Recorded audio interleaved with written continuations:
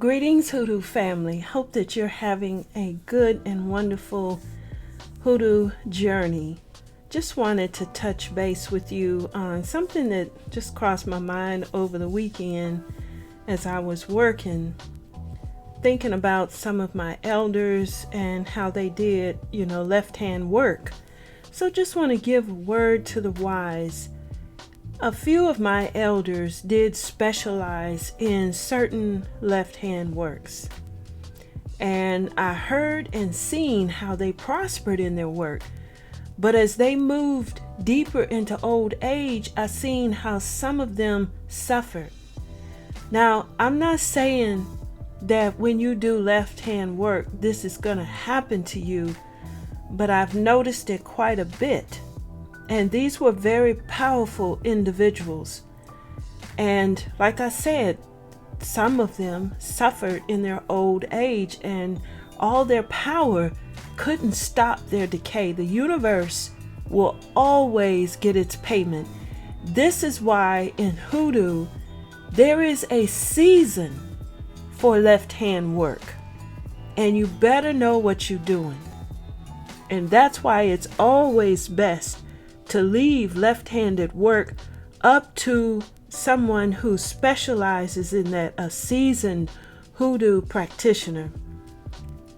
But I want to tell you about one of these relatives.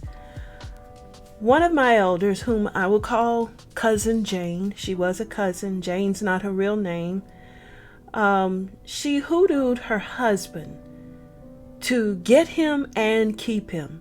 Now, she lived with her mother and her stepfather, and she wasn't pretty at all. She chewed tobacco and she did snuff. She was always spitting in a can. And she had these brown teeth, half rotten. And when she would be chewing on that tobacco, you would see them front teeth moving. As children, when we would go over their house to visit, it was just appalling. We would just stare at this woman. She was a grown woman, but she had 4 plaits on her head like a child, and she sat around the house all day and sat around in these moo-moos and watched soap operas. She didn't work, didn't want to work, had no ambition to learn a trade. So she wasn't even trying to look for a man. She was actually living her best life, mooching off of her parents. But Jane's mother, now she was a big time Hoodoo practitioner and bootlegger. And of course she taught Jane everything she knew, but she had a lot of power. And she was determined to get Jane a husband and out of her house. So one day, a handsome man, I'll call him Bobby, he starts coming around to their house, the bootlegger house for moonshine liquor. Bobby was handsome. He was very polite. He had a good job at the local ironworks plant. He served in the military.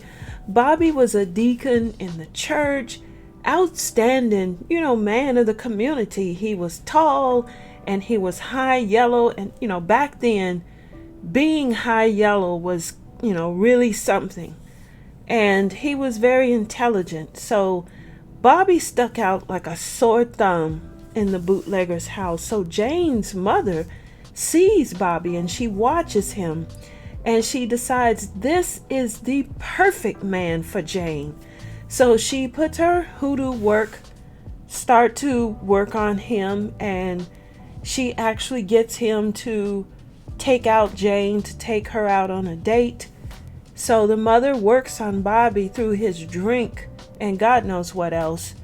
And she gets a hook in him and she reels him in, and she's got her prize. She's got a husband for Jane. Jane's parents are so happy. They actually bought Jane and Bobby a house down the street from them. Their house was situated across the street, but about just 2 or 3 houses down, so they could, walk back and forth to each other's house and stuff. So Jane and her mother continue doing hoodoo work to keep him bound to Jane. And Jane and Bobby, they lived, the ideal life. Jane continues to sit around the house in muumuus and doing her snuff and spitting in cans and watching soap operas and ordering stuff through mail order. So her husband, he works in the plant and is still active in the church, and he's providing for her. But that's all. That's all they're doing. You see, hoodoo cannot create love.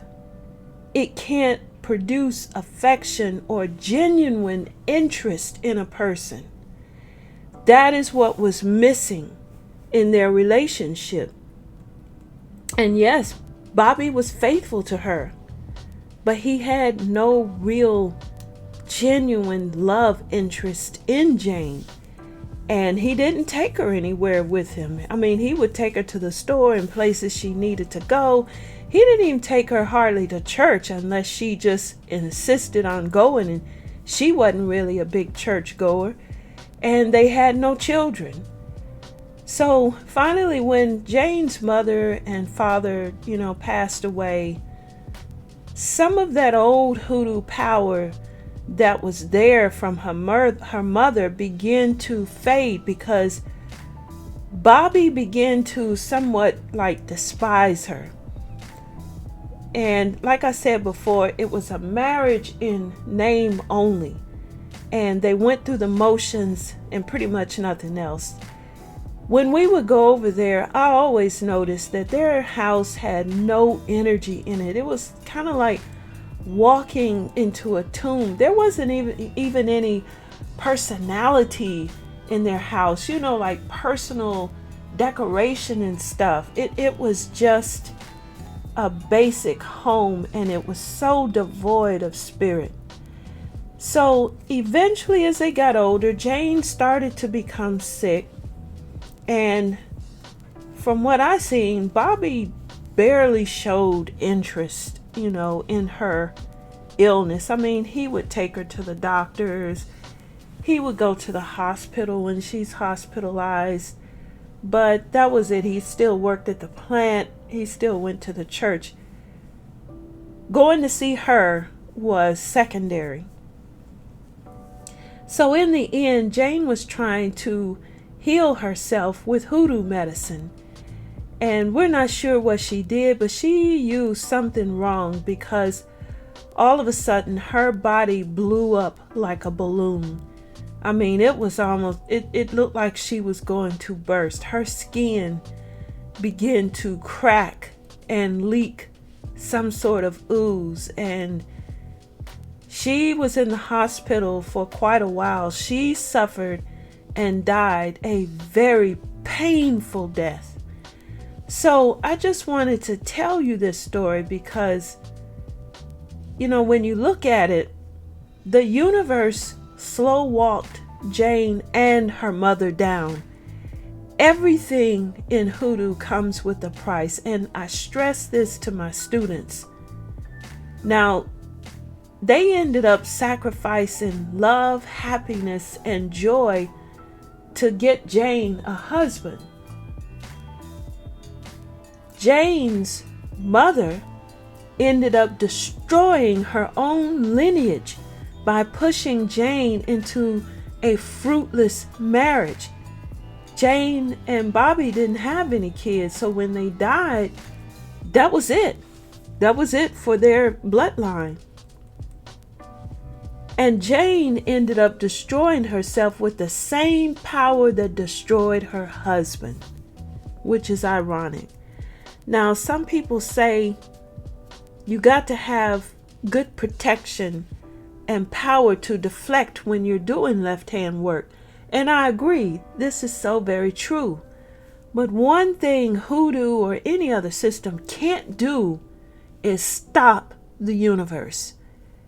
Like I said, there is a time and a season for left-hand work. But when it's done in opposition of the universe, the results can be disastrous, as proven in my elder cousin's situation. the universe will slow walk you down for its payment. And don't think you can give an orange for a sack of gold and not get called out, if you understand me. Be careful and know your season for left-hand work. But always keep in mind that the universe is always striking a balance, and this is why it will slow walk you down. If things are not balanced, someone's going to have to pay. So I hope you enjoyed this video. Do me a favor and hit that like button. And if you're new here, please consider subscribing. Would love to have you join our Hoodoo family. So until the next video, have a prosperous Hoodoo journey.